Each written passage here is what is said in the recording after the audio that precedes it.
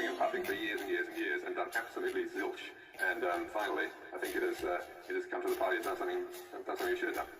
And I mean, zooming out there, you've witnessed the highs and lows along with many of Carl Sandilands' career. Can you give us a snapshot of that?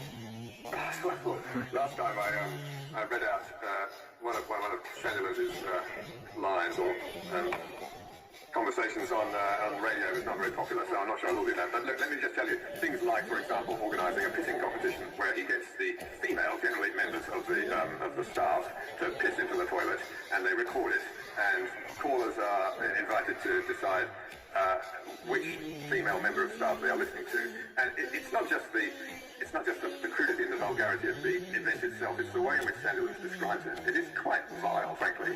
And it's been going on for years and years and years, and Sandilands basically has just given two fingers to the regulator. So there's another one, I can't remember what it's called, but it's something like something a tradie, and it gets tradies on to talk about sexual experiences and sexual positions with their partners. And again, there was one absolutely, I found, I'm fairly broad-minded, but I found this completely revolting. And that has been tolerated by the regulator. And it's been going on for so long. And you think, well, what's the point of having a regulator if they do nothing?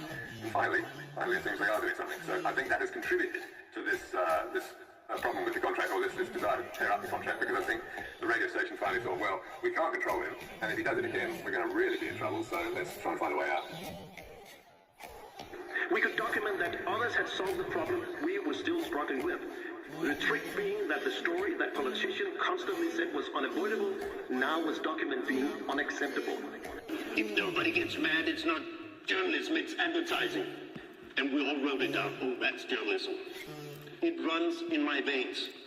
Later, I got a job as an investigative news reporter, trying to do stories which would please my editors and my colleagues, stories that would fit in a fast headline, generate quotes in other media by other journalists, and could win me prizes from other journalists. I became part of the news culture, and I loved it. I never told lies, and actually I don't know any journalist who have ever done that.